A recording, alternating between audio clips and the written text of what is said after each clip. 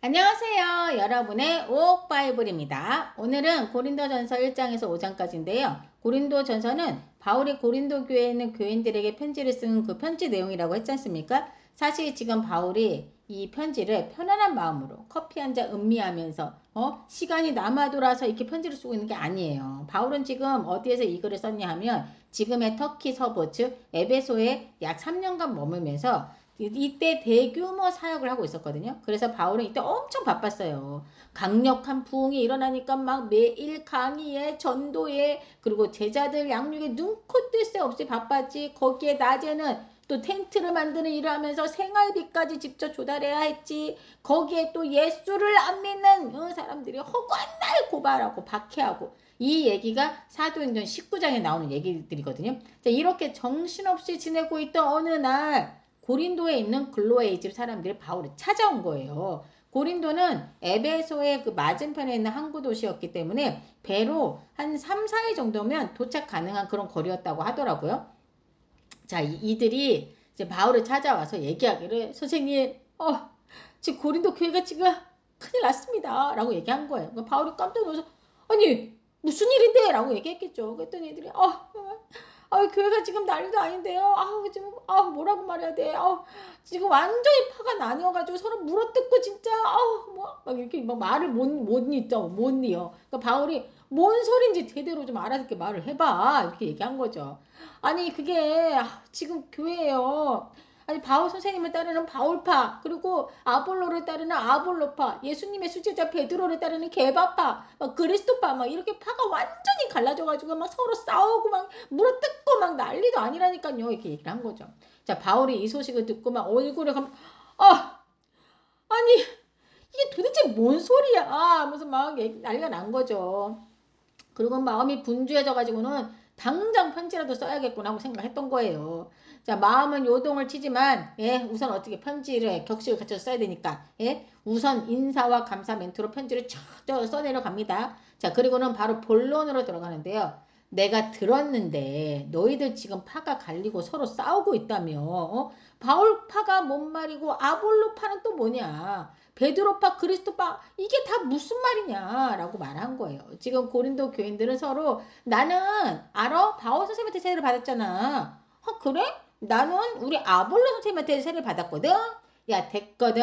야 우리 베드로 선생님한테 직접 세례를 받아야 그게 진정한 거야 라고 하면서 막 무슨 소리야 우리 아볼로 선생님이 얼마나 말이 잘하는 줄 알아? 라고 하면서 막 서로 비교하고 막 그랬던 거죠. 그래서 지금 바울이 13절 이하에서 그리스도께서 어찌 나눌 수 있냐? 바울이 너희를 왜 십자가에 못 박혔냐? 너희가 바울 이름으로 세례를 받았어? 그러면서 17절에 그리스도께서 나를 보냈으면 세례를 베풀게 하려 하심이 아니요 오직 복음을 전하게 하려 하심이며 그리스도의 십자가가 헛되지 않게 하려 하심이다 라고 얘기를 하는 겁니다. 바울의 마음이 얼마나 답답했을지 느껴집니다. 자, 고린도 사람들은 말 잘하고 화려하고 철학적 뭐 이런 거 좋아하는 사람들이라고 제가 말씀드렸잖아요. 자, 그런 고린도 교회 사람들에게 지금 바울은 말하는 거예요. 여러분, 복음은 말빨, 외모 이런 거 아닙니다. 능력은 십자가에 있다는 걸 왜 모르십니까? 하나님은 세상에 약한 것, 미련한 것, 낮은 것들을 택하셨으니 왜 그러셨을까요, 여러분? 그 이유는 딱 하나입니다. 누구도 자랑 못하게 하려고 오직 하나님만 자랑하게 하려고 하신 거라고요. 한마디로 사람들을 바라보지 말고 십자가만 바라보십시오 라고 얘기를 하고 있는 거예요. 자, 이어서 2장에서 바울은 고린도 교인들에게 그들의 마음속 생각을 꿰뚫는 말을 그냥 해버립니다. 고린도 사람들, 말 잘하는 사람들에게 열광하는 사람들이지 않습니까? 아예 그래서 바울은 대놓고 얘기하는 거예요. 얘들아, 나 너희에게 말 잘하려고 온 사람 아니다. 나 십자가, 그 십자가만 전하려고 온 거였어. 라고 이 절에서 말하고 있는 거예요. 예수 그리스도와 그 십자가 외에는 아무것도 알지 아니하기로 작정했다라고. 그리고 이어서 3절에서 내가 너희 가운데 거할 때에 약하고 두려워하고 심히 떨었노라 라고 말하고 있는데요. 이거는 바울이 무슨 말인가 하면 바울이 고린도에 오기 전에 거의 멘탈 붕괴 상태로 왔음을 말하고 있는 거예요. 그러니까 왜냐? 빌립보에서는 감옥에 갇혔죠. 데살로니가에서는 막 박해를 당했죠. 그래서 베레아로 도망을 가고 막 이동을 했는데 이놈의 유대인들이 베레아까지 막 쫓아와서 공격을 했죠. 아테네에서는 철학자들에게 무시를 당했죠.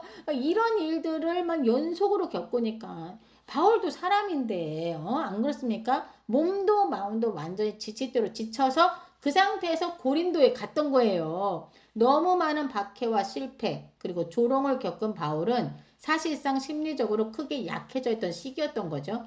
그런데 이 고린도 만만치 않지 않습니까? 여러분 제가 말씀드렸죠. 만만치 않다고. 그러니 여기서도 전도를 할 때 얼마나 힘들었겠어요. 자기 힘을 의지할 수 있었겠습니까? 그래서 이 고린도 사람들이 말 잘하는 사람들에게 열광하는 것도 다 잘 알고 있었어요. 예? 저기 바울은. 하지만 그렇게 말하기를 나는 좋은 화술로 설득력 있게 하나님의 말씀을 전해서 너희를 믿게 하고 싶지 않았다는 거예요. 오직 하나님의 능력을 의지해서 전할 때 너희에게 믿음이 들어가길 원했다라는 거죠. 그러면서 뭐라고 말하냐?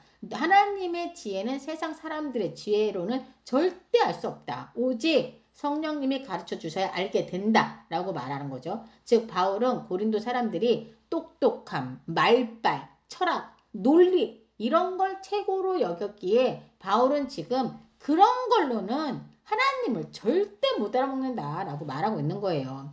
제가 이 장을 읽고 나서 11절이 딱 보는데 11절이 이게 딱 핵심이네 라는 생각이 저는 들었어요. 저한테는. 읽어볼게요. 사람의 일을 사람의 속에 있는 영 외에 누가 알리요?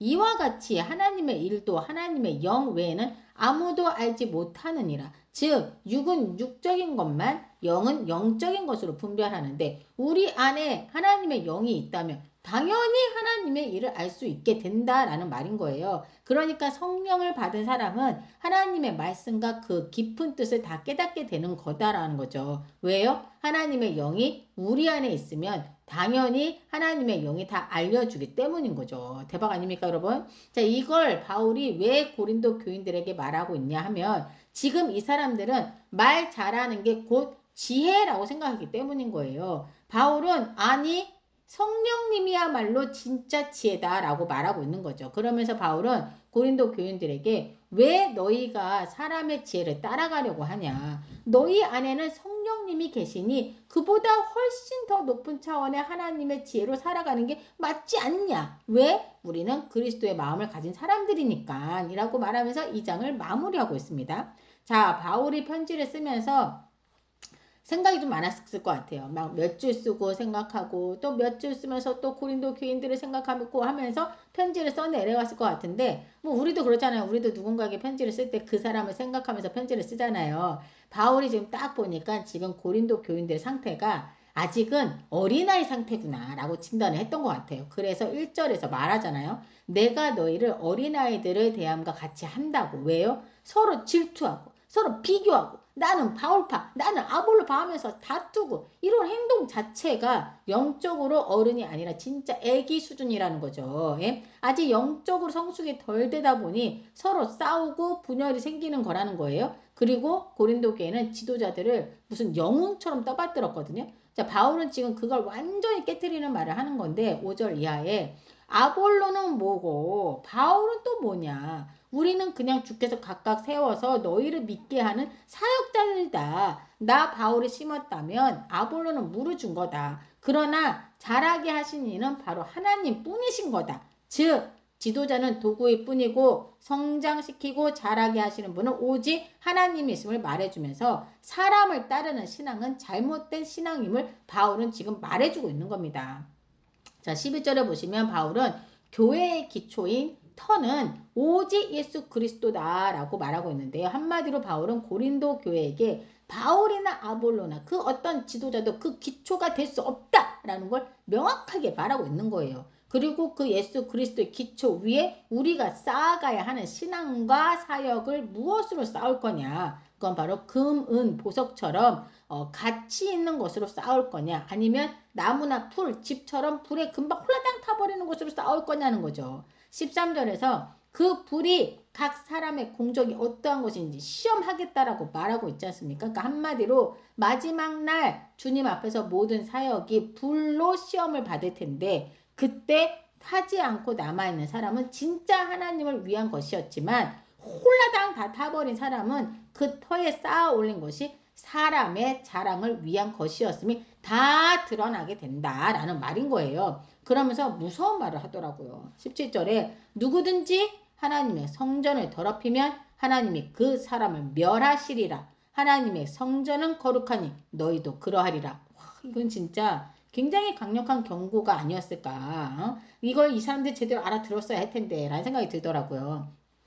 자, 바울은 21절 이하에서 너희는 누구든지 사람을 자랑하지 말라. 만물이 다 너희 것임이라 라고 말하는데요. 23절에서는 너희는 그리스도의 것이요 그리스도는 하나님의 것이니라 라고 마무리를 짓고 있어요. 즉 모든 만물이 우리 거래요. 그쵸? 근데 우리는 누구의 것이라고? 그리스도의 것이고 그리스도는 또 하나님의 것이니까 우리는 곧 누구의 것이에요? 하나님의 것인 거예요. 그러니 우리가 자랑할 게 있겠습니까? 우리가 자랑할 것은 오직 우리 주 예수 그리스도, 즉 하나님 한 분뿐이라는 거죠. 자, 이제 바울은 고린도전서 4장에서 참된 하나님의 일꾼이란 어떤 건가에 대해서 말해주면서 고린도 교인들의 그 잘못된 시각을 바로 잡아주려고 하는데요.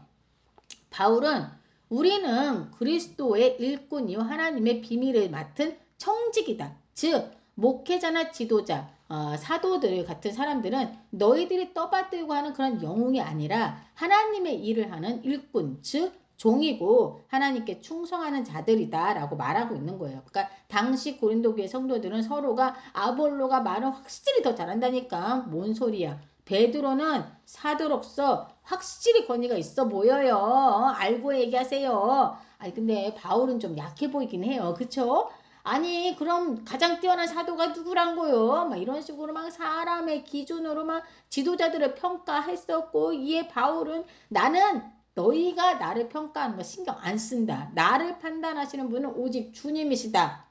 더불어 나도 나를 판단하지 않는다. 라고 말을 하는데요. 이 말이 참 중요하다라는 생각이 들더라고요. 왜냐하면 우리가 알게 모르게 굉장히 많은 사람들을 판단하고 정죄하고 있다는 거 아십니까? 심지어 나 자신까지 내가 막 판단하잖아요. 아우 나 못해. 아우 나는 그럴 만한 인물이 못 된다니까. 또는 내가 너무 잘하고 있다고 착각하고 안 그런 척하지만 속으로 막 되게 으쓱하고 있고 막 이런 거.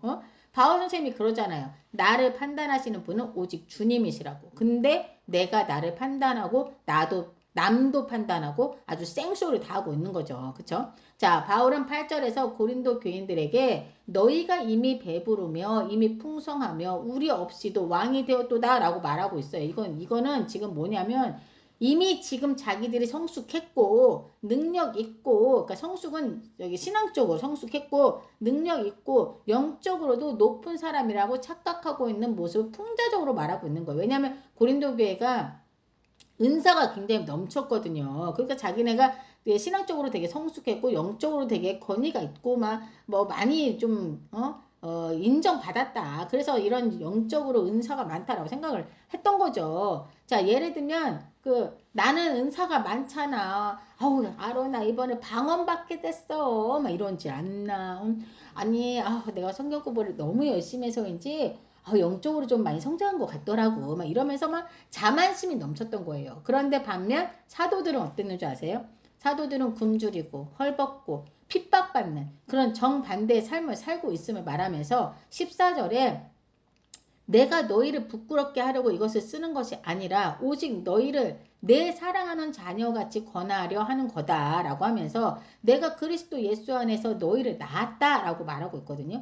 바울은 내가 너희를 혼내는 것이 아니라 나는 너희의 영적 아버지다. 너희가 잘 되기를 바라는 마음으로 권면을 해주는 거다. 그렇게 얘기하는 거예요. 그리고 마지막으로 하나님의 나라는 말에 있는 것이 아니라 능력에 있다. 즉 신앙은 말로 떠드는 것이 아니라 삶에서 예수님의 능력이 드러나는 것이다 라고 말해주면서 마무리가 됩니다.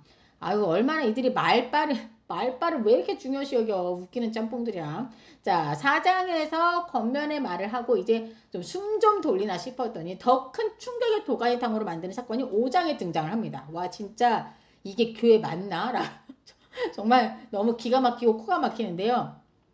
이게 교회인지 쓰레기 집단인지 알 수가 없더라고요. 예? 진짜 이 고린도교회 진짜 장난 아니더라고요. 자, 5장은 음행에 대해 지적하고 있거든요. 대박입니다, 진짜. 여러분 읽어보세요. 그러니까 한마디로 교회 안에 있는 한 성도가 자기 아버지의 아내, 즉 계모, 친엄마 말고 계모와 동침을 한 사건이 벌어진 거예요. 자, 이거는 그냥 세상 사람들로도 기가 막힐 일이고 세상에 이런 일이 나올 만한 기겁할 만한 일이었던 건데요. 근데 더 큰 문제가 뭔지 아세요, 여러분? 교회가 이 일을 아무렇지 않게 여겼다라는 거예요. 예? 2절에 너희가 오히려 교만하여져서 어찌하여 통한이 여기지 아니하고 그 일 행한 자를 너희 중에서 쫓아내지 아니하였느냐라고 바울 선생님이 말씀하시는 거지 않습니까? 사실 이 고린도 지역이 여러분 제가 계속 얘기했지만 항구 도시이고 또 상업 도시 그리고 아프로디테 신전까지 있는 곳이어서 성적 문란이 엄청 심했다고 하더라고요. 그러니까 그리고 이 신전 안에 누가 있어요, 여러분? 제사를 드릴 때 성적 행위를 하는 성전 창녀도 있었기에 성전의 그 혼란이 성적 혼란이 너무 당연한 문화로 받아들여졌던 때였고 그 문화가 교회에도 그대로 받아들여졌던 거예요. 그러니까 우리도 세상에 살면 세상에서 뭐 아무렇지 않게 생각하는 거를 교인도 우리가 세상에서 살고 있으니까 교회에 와서도 그게 아무렇지 않게 여기는 그런 거나 마찬가지인 거죠. 자, 그리고 고린도 교회 성도들은 우리는 은혜 아래에 있다. 하나님이 다 용서하신다. 그러니 이런 문제는 너무 엄격하게 다루면 안 된다라는 식으로 스스로를 합리화시켰던 건데요. 이에 바울이 단호하게 말하지 않습니까? 이건 사랑이 아니다. 이건 죄가 공동체 전체를 썩게 만드는 거다. 누룩의 반죽 전체를 부풀게 하듯이 죄도 방치하면 교회 전체가 무너진다라고 말하고 있는 거죠. 그래서 잠시 공동체 밖으로 그 사람을 내보내라 라고 얘기한 거예요. 쫓아내라. 어?